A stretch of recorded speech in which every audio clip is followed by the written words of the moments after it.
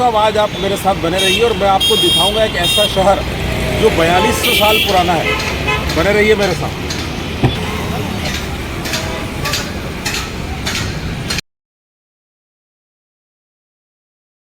और अब हम लोग खड़े हैं 4200 साल पुराना शहर लोथल गांव में खड़े हैं। 4200 यानी 2200 ईसा पूर्व का शहर है और लोथल इसका नाम है। लोथल का मतलब होता है गुजराती में लोथ और थल, ये दो शब्दों से बना जिसका अर्थ है मृतकों का टीला। ये शहर उस जमाने में था और यहाँ देखिए बंदरगाह पे आपके पास हम खड़े हैं। अब आप सोचेंगे कि यहाँ समुद्र तो है नहीं, लेकिन समुद्र यहाँ से 19 किलोमीटर दूर है और शायद इस पूरे शहर के पतन का कारण भी ये समुद्र ही रहा है, जिस वजह से वरना यहाँ पर से मनके जेवरात गहने बन बन के साउथ अफ्रीका और पूर्वी एशिया के तमाम शहरों में जाया करते थे, पुराने तमाम देशों में जाया करते थे और लोग बाग यहाँ की जो बने हुए ऑर्नामेंट्स थे उनको बहुत पसंद करते थे। अभी मैं आपको अंदर चल के वो सारी जगहें दिखाऊंगा।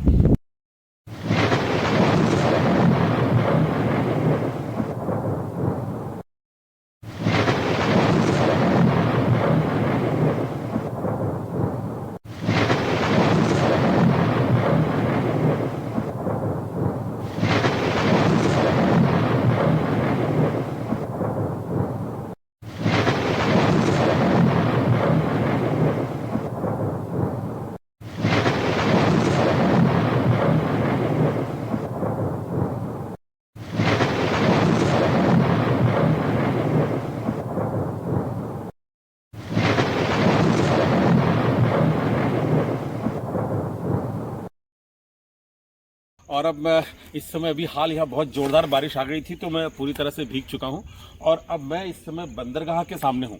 ये बंदरगाह ऐसा कहा जाता है कि यहाँ से जो समुद्र है ना वो लगभग 19 किलोमीटर दूर है। तो उस समय यहाँ पर जो समुद्र था तो ये डॉकयार्ड था, यहाँ पर शिप आया करते थे और उधर जब अभी हम चलेंगे उधर वहाँ देखेंगे कि वहाँ ब्लॉक्स लगे हुए हैं। तो जब शिप उनके पास पहुँचता था और वहाँ पे उसमें सामान लोड होता था। तो ये देखिए आप, ये उसी ज़माने की ईंटें हैं और जो ये दिखाती हैं कि उस समय भी ईंटों को पका के बनाने की तकनीक हुआ करती थी, है ना। तो ये डॉक यार्ड है जो मैंने आपको दिखाया। इसके बाद अपन आगे चलते हैं। जो मैंने बना लिया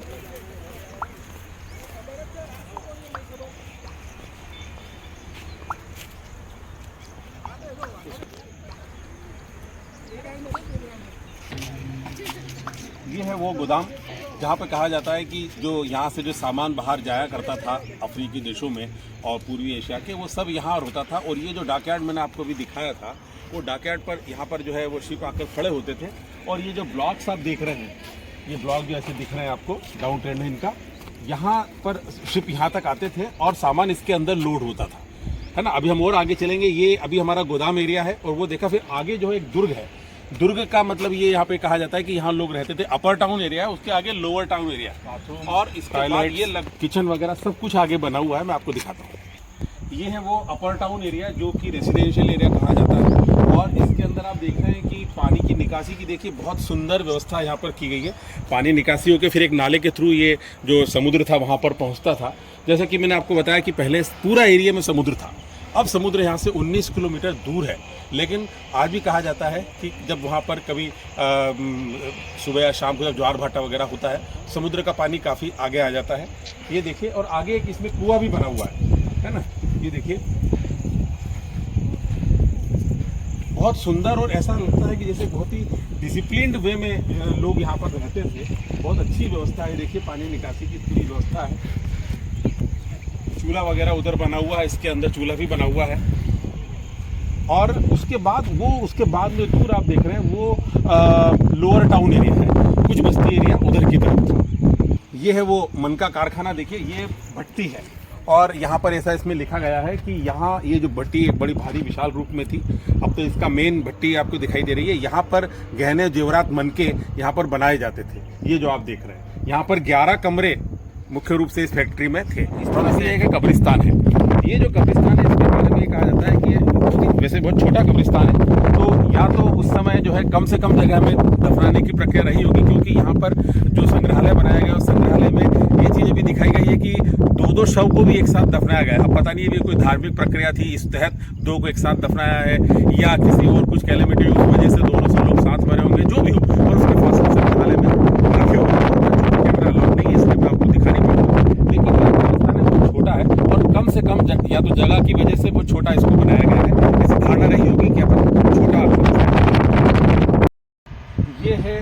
टाउन एरिया का एरिया है। लोअर टाउन एरिया में कहा जाता था कि जो आम जनता थी ये वहाँ रहती थी, और ये जो अपर टाउन एरिया है जो हमने अभी देखा, इस अपर टाउन एरिया में कमर्शियल लोग, जो व्यापारी लोग थे, समृद्ध लोग थे, वो लोग यहाँ रहा करते थे। ये रास्ता आगे गया है, तो मैं आपको बता दूं कि ये लगभग 90 एकड़ में ये पूरा एरिया चिन्हित हुआ है, और इसकी जो खुदाई हुई अभी सिर्फ 10 या 12 एकड़ में ही अभी हुई है। आगे अभी इसके अंदर होना है, काम लगातार जारी है।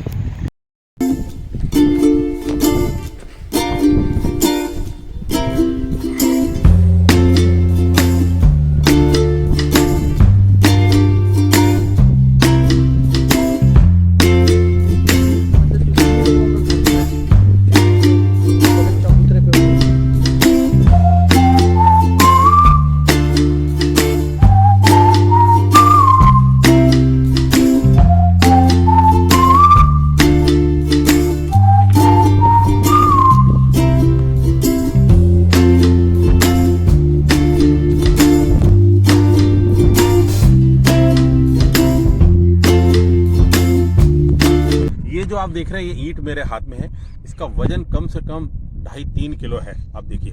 और ये लगभग 6 इंच चौड़ी है और लगभग 1.5 फीट बड़ी है।